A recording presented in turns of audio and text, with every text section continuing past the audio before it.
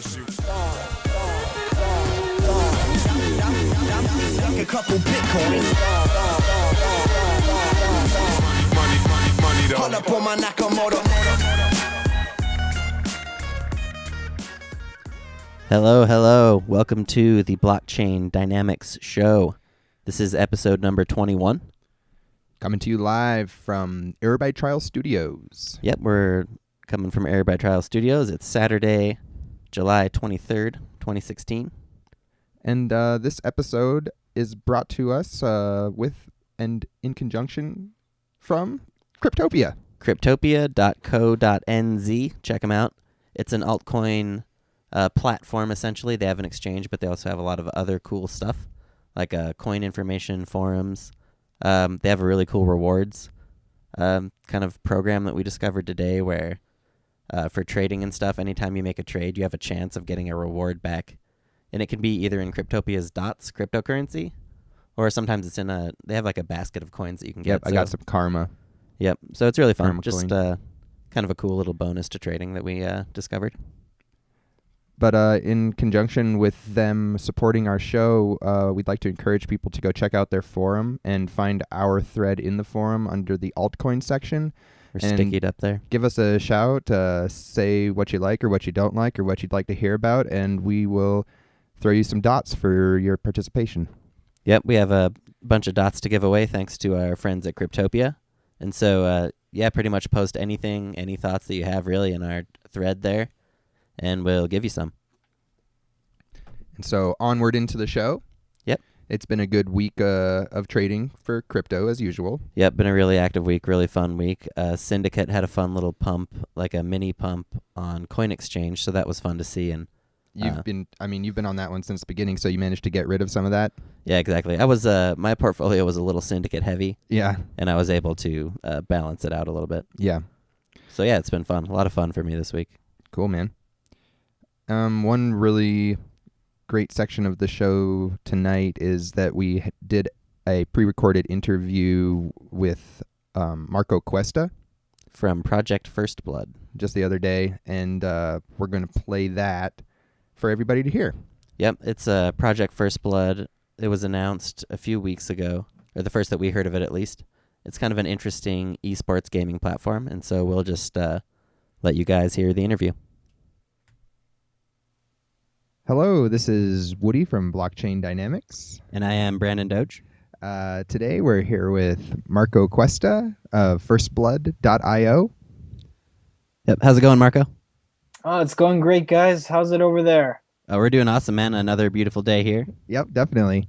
And First Blood, people might have heard of it on one of our previous shows, is a project coming up based on the Ethereum blockchain. Yep, it's an esports betting platform.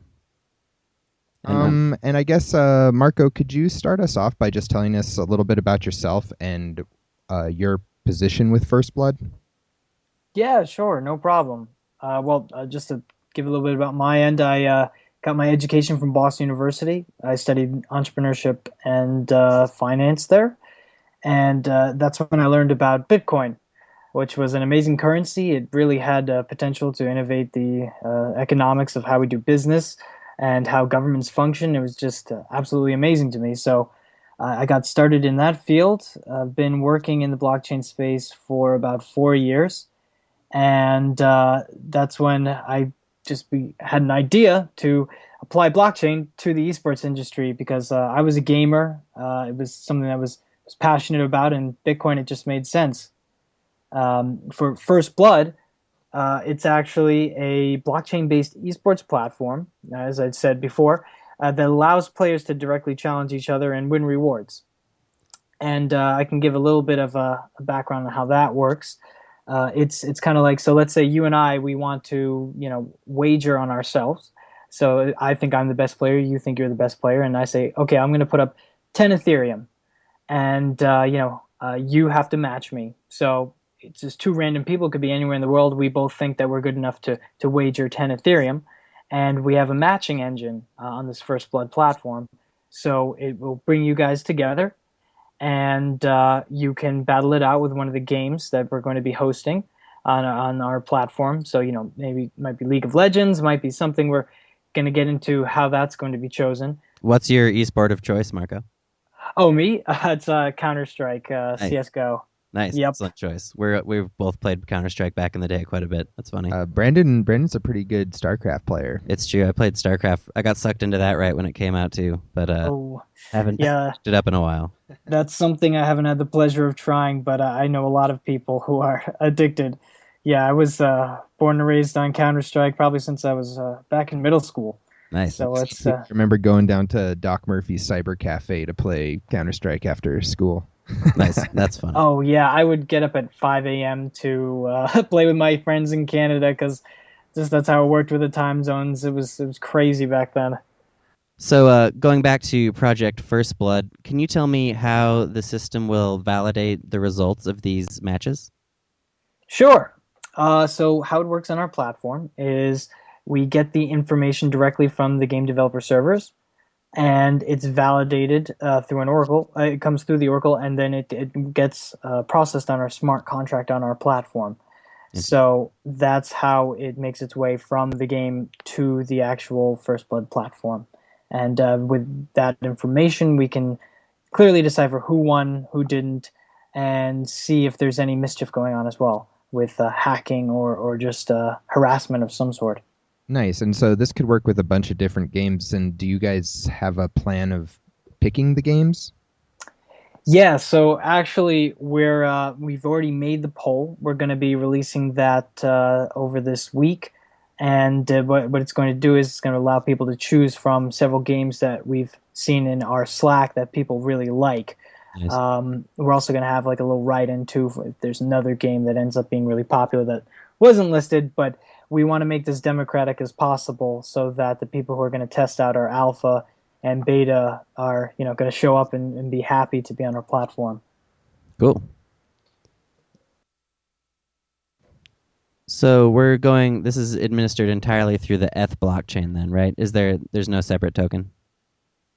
No, right now everything is going to end up on the Ethereum blockchain. Obviously, there's always the chance that we might have a token because you can just build one right on top of it. But yeah, at its base, any technology that's going to be built for this version is going to be on the Ethereum blockchain.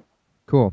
Can you tell us a little bit about the team that you guys have brought together and what is going to make them capable of developing the system that has been envisioned? Yeah, of course. Well, our team has a lot of experience in the space. Pleasure to say we have Joey from Augur on the team as an advisor. Oh, nice. Sure, he needs no introduction with the great system that they've built and will soon be up at the fourth quarter this year. I was wondering about that.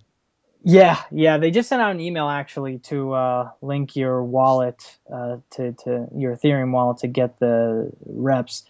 But also, in addition to that, we have Miko. He was the creator of Local Bitcoins. He also created a blockchain music store. I believe it's like it's the biggest blockchain music space. I think they might accept Bitcoin, something to that nature. And in addition to that, we also have Zach, who famously founded EtherOpt, which is the first decentralized Ethereum options exchange. So that's on our dev side. For our operations, we've got George. He's actually exited, I think, about 5 startups. He's got a lot of experience in that space. Great guy to have on the team. And for our legal side, we have Dan, and he's great. He's one of the nicest guys I've ever met, and he's got startup experience doing law. He's got corporate experience. He's worked for the First Circuit Court of Appeals for the Supreme Court. Wow. So yeah, he's just an excellent guy. So you guys obviously doing a platform that is kind of based around betting. Obviously, compliance is a big issue, so I guess it's interesting to hear that you're taking it that seriously. Yep. No, it's totally necessary that we have an in-house legal counsel. I don't think I mentioned this, but myself and another co-founder are actually ACAM certified for anti-money laundering, counter-terrorist financing specialists. So cool. we know how to build a system that will keep out the bad guys. So with the ETH hard fork, there is a lot of talk about the security and stability of smart contracts. Is there anything that kind of you guys have done following the fork to kind of respond to that situation? Not really. I mean, it seemed like to all of us that it was just going to be an unfortunate bump in the road. And it was for a bit. There was a lot of uncertainty, instability. But now that the hard fork has come, it's been democratically put into place by the miners. It seems that everyone is in support of this, at least the majority of people. Yeah, I mean, the price went up afterwards, and the technology is still there. There is no perfect system out there, Right. but for what Ethereum can do, it's definitely sufficient for our first version of our product. Awesome. In my understanding, there's no like centralized pool either. It's just people are transacting directly between each other, so there isn't like the deposit situation maybe that people can have issues with. Exactly. That's one of the advantages to having this decentralized service is people are just doing P2P payments, and we're simply facilitating an escrow. So people will face each other in matches. They just put up their wager, goes into the pot. We collect a small fee for that, and whoever wins, it gets put into the other guy's wallet, and it there's no issue with master accounts or anything like that on our end. Nice. So for our listeners that want to get involved, what's the easiest way at this point? Yeah, so the easiest way is to go to our site, and I think this is the best link to go to. You just go to firstblood.io/invite, and you'll have a nice little button there to join our Slack. That's the place where everyone's coming. We've had a wonderful community. It's growing very fast, and it's also growing in quality too. I got to tell you, I've worked on a few projects before, and never before have I seen people so willing to help us with marketing, development, asking for nothing in return. And, we just want to build an excellent product that we can reward these people. And who knows, maybe even bring them on the team, because this is going to require a pretty big marketing effort. And we'd love to have the community be a part of that. Nice, man. That sounds great. The website, of course, is www.firstblood.io. Is there a www or just First Blood? You can put it in if you'd like, but the shortcut works too without it. Cool. Is there anything else that you wanted to say to our listeners? We just completed internal testing of our alpha. We invented this little game called Trump Dice, and it's basically just like a game where it's a randomizer, and there's above a number and below a number. And this is all on testnet. This is not real. But you basically challenge somebody to, is it going to be above 50 or like below 50? So we tested it with the Oracle and the smart contract. Everything's working 100%. And we're excited to announce that anyone who's in the Slack is actually going to get their own personalized code to sign up for this in about a week or two. And they'll be able to try this out. And by that time, internally, we'll have tested our first game, which, like I said, we're going to actually have that poll out in the next few days to see what that's going to be. So in the next few weeks after that, those same people are going to get a code to try this new game. So we're really excited for all of our Slack users to be able to try that. That sounds sweet, man. I did not realize that you guys were so close to an actual release and actually had like a working proof of concept. That's sweet. Oh yeah, it's we're really excited. It's fun playing around with the team with this Trump Dice thing. Excellent. Awesome. Thanks, Marco. We really appreciate the rundown that you gave us on First Blood. Yeah, really happy to have you on the show, Marco. I think that was a great kind of rundown of what Project First Blood is about. No problem, guys. It's a pleasure. Happy to spread the word about you guys too. Really enjoyed being on the show, and I'm sure other people are going to love listening to this. Excellent. Have a good one, Marco. Bye.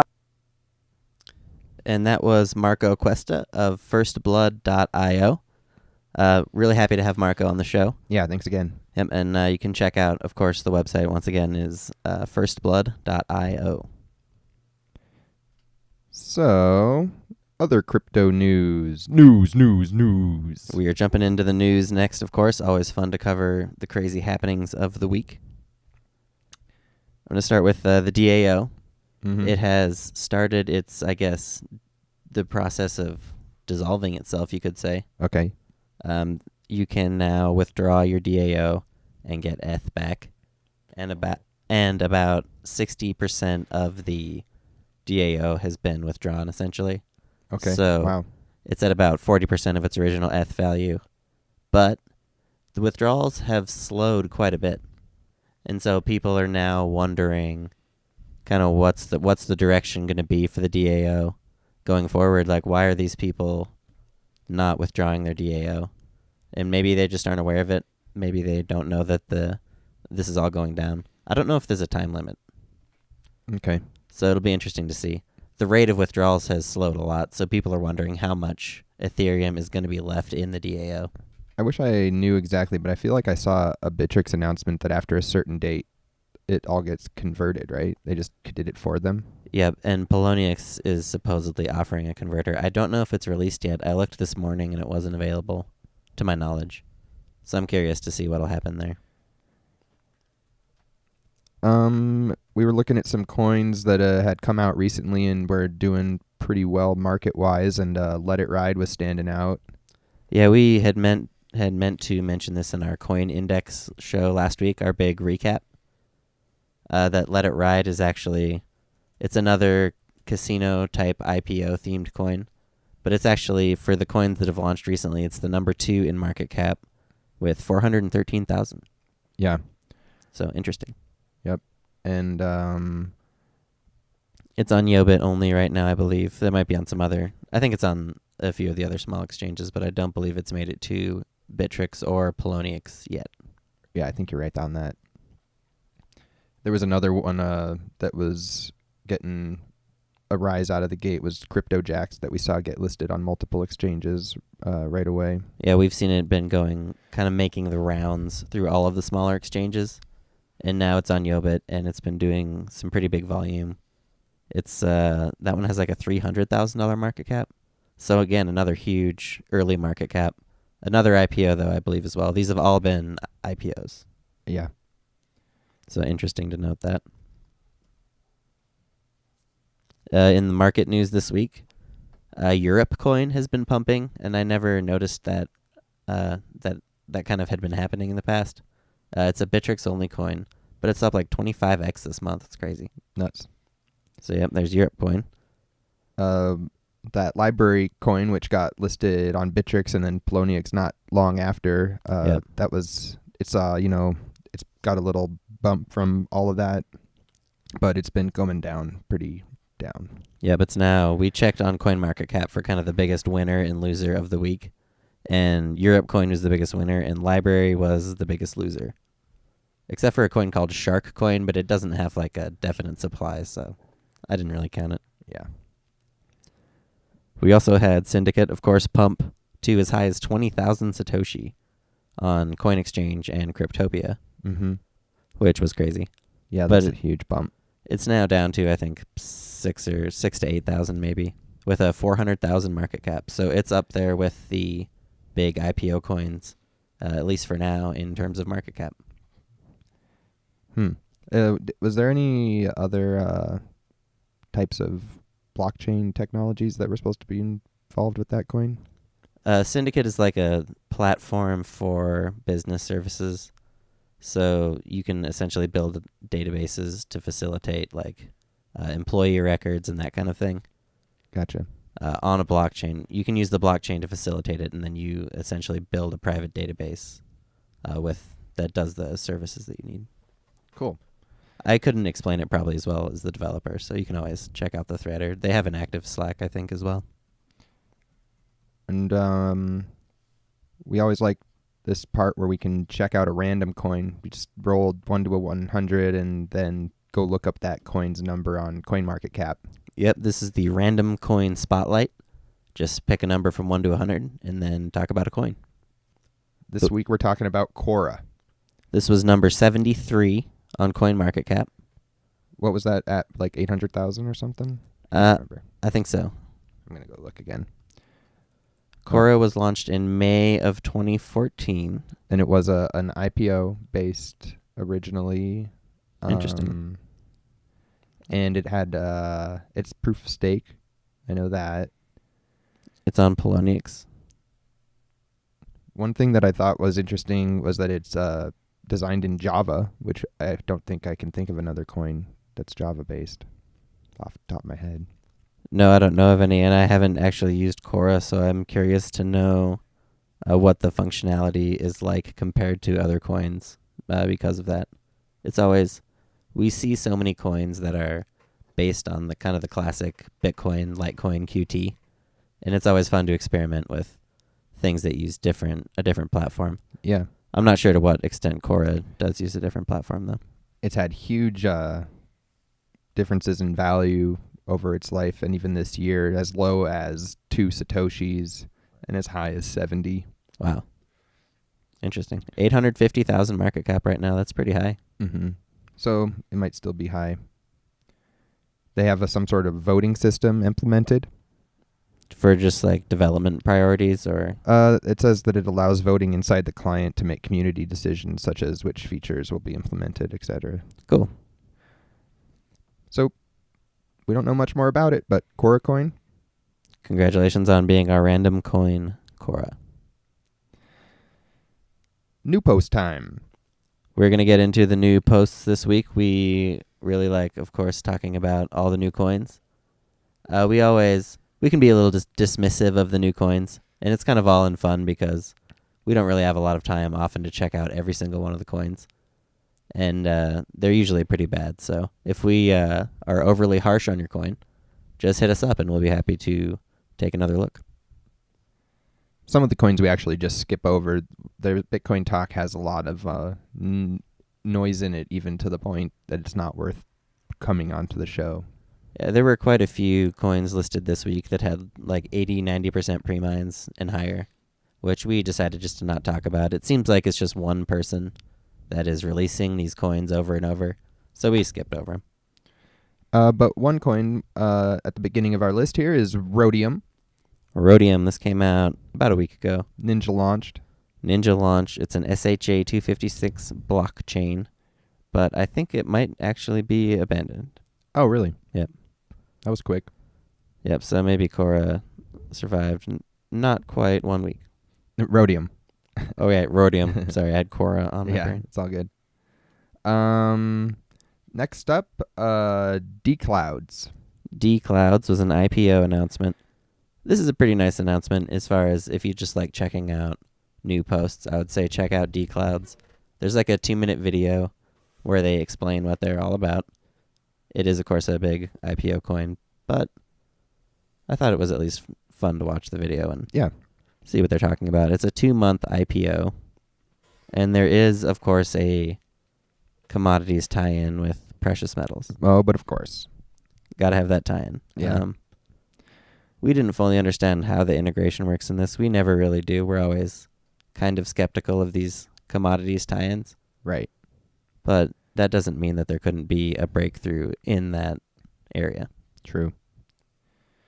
Another new post that we noticed was the Emirates gold coin. Emirates gold coin is just another gold coin IPO. Yep. This was about a 75 Bitcoin IPO. I think it did sell out, or it's close. The IPO is going down on Coin Exchange. That's unusual. So I thought that was interesting. Again, about a 75 Bitcoin IPO. Otherwise, it just looks like a give me money, get gold type thing. And I've been skeptical of these, especially with the digital bullion gold that came out recently and did that weird flash pump. Right. BitMoon was out there. This was a C-Cex IPO. Haven't seen too many of those lately. No, it's been a while. But true to form for some of the C-Cex IPOs of the old days, this like had an instant pump and then an instant huge dump. Went all the way up to 20K, 20,000 Satoshi, and then dropped down to 80 Satoshi last time I checked it out. Amazing. What else we got? We took a look at Opair. Opair, this is another smart contract platform. It stands for open and fair. Cool. Makes sense. This is another one that had a pretty nice post as far as if you just want to check out kind of what's out there. This has a pretty high chance of potentially turning into a real platform. But it also just looks like another big IPO, so we'll be curious to see if there is actually anything behind it. Yeah, this is an interesting looking one. I'm trying to read a little bit about the crowd sale structure. So it hasn't begun quite yet. No, I do not think the IPO has started yet. No. Okay, well, that'll be one we'll keep an eye on. That is Opair. This was one of the, I thought, best posts of the week was the Ethereum Classic. Yeah, I think Ethereum Classic probably has to be the most interesting post of the week for me as well. And essentially it's just the idea of people trying to keep the old Ethereum fork alive. Yeah, and I guess this was probably going to happen, but it's pretty cool to see it. Yeah, And it makes the whole situation very interesting. It should be fun to see how both chains do. It's funny to see somebody just kind of taking the role of like leadership and posting this thing and calling it Ethereum Classic and putting it out there. I'm curious to see to what extent, like what direction will the platform take now that it has a version of it that isn't directed by any of the original Ethereum people. And of course the question of what's going to happen to the guy who made all the money off the original DAO. Right. You know, what's going to happen to his Ethereum. So that'll be fun. And we're going to get to see it play out essentially on Eth Classic. Right, yeah. What if somebody else decides to call it something different? Like Eth1. I don't think that'll matter. Do you think it's Eth Classic now? Yeah. I guess that makes sense. Coke Light. Or New Coke or whatever. Yeah, I don't know if it's like Coke Light, but Eth Classic. That's a nice name. I do got to give it to him. One that I wouldn't have put on the list, but I'm going to mention anyway because it really falls into the category of the big pre-mines, but Rustcoin. Rustcoin. The reason it gets mentioned is because both Brandon and I bought the Rust early access. Oh man, we were disappointed. We were just like, we're bored, so let's impulse buy a game. We got Rust, and we bought it at like the worst possible time because they had just released like a brand new engine or something, and there was like nothing in the game world. It was one of the most unfinished games I think I've ever played. Yeah. So that was funny. Really soured us to early access in general. But anyways, this post is funny because in addition to the chain not necessarily having anything special in its statistics or coding, he's got big plans for it, and he wants to sell things in the game with the coin, but he fails to mention to everyone that the game is closed source game and can't edit it. Right, he won't actually be able to directly integrate with the game, of course, so it's hard to say what the point of this is unless it's just a Yobit dump type situation. Yep. The last new post we're going to mention today was Ride My Car. Ride My Car. This is an Uber type thing. So it's kind of similar to Arcade City. I don't know if you've heard of that, which is like an Eth smart contract based ride sharing service. I think it's only available in maybe it's Austin or Dallas right now, but they're essentially trying to go bigger. Cool. So this is in that theme. It's its own thing. It has its own token called Ride, and presumably there's going to be a huge IPO attached to it as well. So we'll see where it goes. Kind of a weird name. That made me cynical of it. Like, Ride My Car. It's kind of a cool idea. Yeah, I agree, but I'm not sure I see, the benefit of having its own token, like so many pieces of software that get presented that way. It's like, well, do you actually need your own blockchain at this point to accomplish this? Right. It's going to be interesting to see going forward how many of these kind of service type coins will survive as Ethereum, as the smart contracts start to become more real, I guess. Right. Like as more actual functional ones start to be used. Are you going to see anytime something like this comes out, are people just going to be like, oh, use a smart contract? Or will we still see some kind of older school service-based blockchains stick around. I'm curious to see. Yeah, I'm curious too. See how much kind of the energy the market changes. Yeah. And that's it for the new posts this week. I would say if you were to check out anything, you could watch the Declouds video. It's pretty funny. Yep, and Emirates Gold we'll Coin. be keeping an eye on Ethereum Classic to see. I'll be interested to see if it gets listed anywhere, right? Yeah, me too. Well, allegedly, Not So Fast said last week that BTR was going to continue the old fork. So maybe some people already are. I don't know. It seems like that'll be necessary for its success. I'm sure Emirates Gold will have like a weird flash pump on Yobit or something. We'll see what happens there. Let's take a look at what coins got listed on this week's show, A much slower week for listings this week. Surprised to see it. Because we haven't really seen a slowdown in launches. Yeah. But some of the stuff just hasn't been coming out, I think, once again. We should check, right, yeah, a lot of coins that get announced but don't ever make it to the blockchain phase. Yeah, that's a good point. Cryptopia listings. Leo coin. And also Whitecoin. I don't know if this is Leo coin or LEO coin, like police, like LEO, law enforcement officer. Gotcha. But it's out there, listed on Cryptopia and other exchanges now, I believe. Yeah, and don't forget that swing over by that Cryptopia thread in the altcoin section and give us a shout. Yep, give us a shout. Get some dots. You can do a lot of stuff with the dots. You can get coins listed. You can get forum benefits, that kind of stuff. So get some dots. Poloniex went ahead and listed STEEM. That's got to be the biggest listing of the week for sure. Yep. And right behind it, of course, they listed the STEEM-backed dollars. So essentially, right in turn, the STEEM pump has kind of gone back into full swing. It's been really active on both Bittrex and Poloniex. Still at a really high price.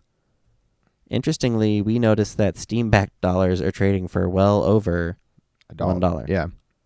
We weren't expecting that, but it'll be fun to see what's going to happen to the STEEM-backed dollar. Interesting. Yep.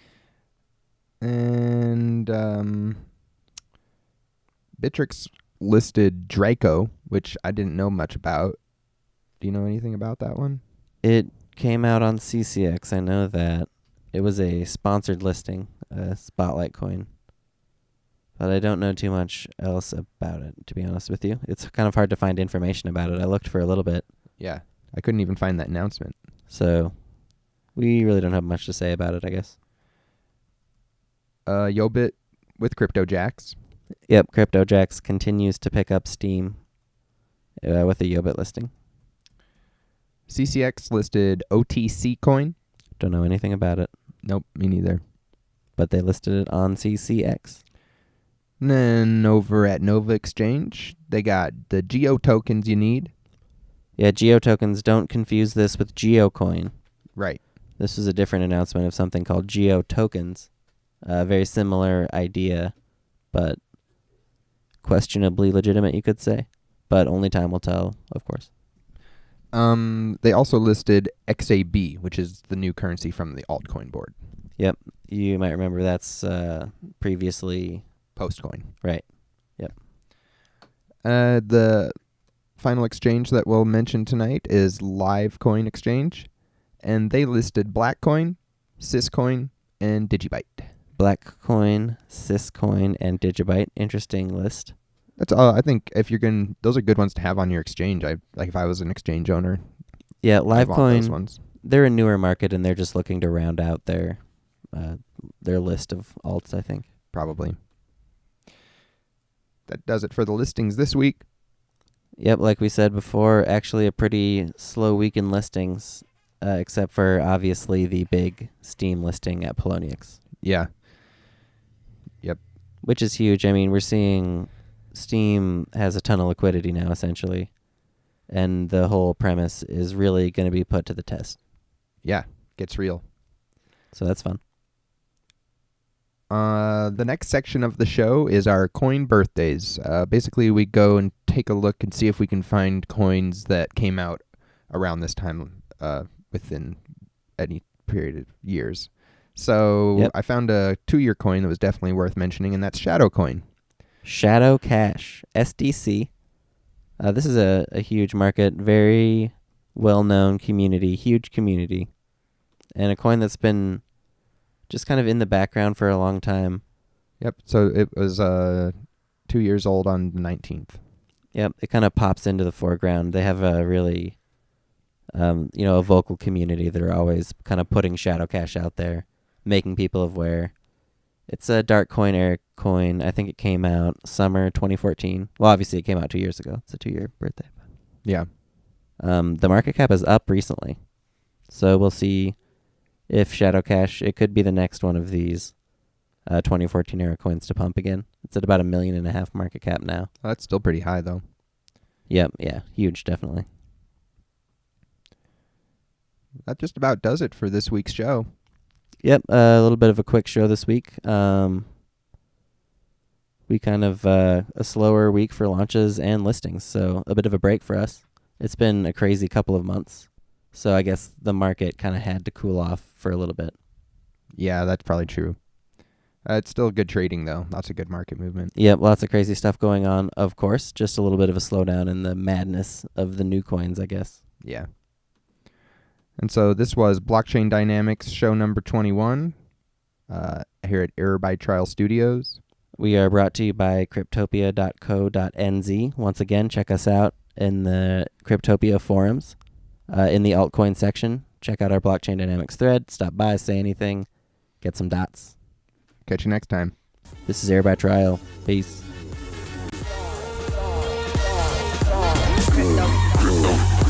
Currency. Like a couple Bitcoins. Pull up on my Nakamoto.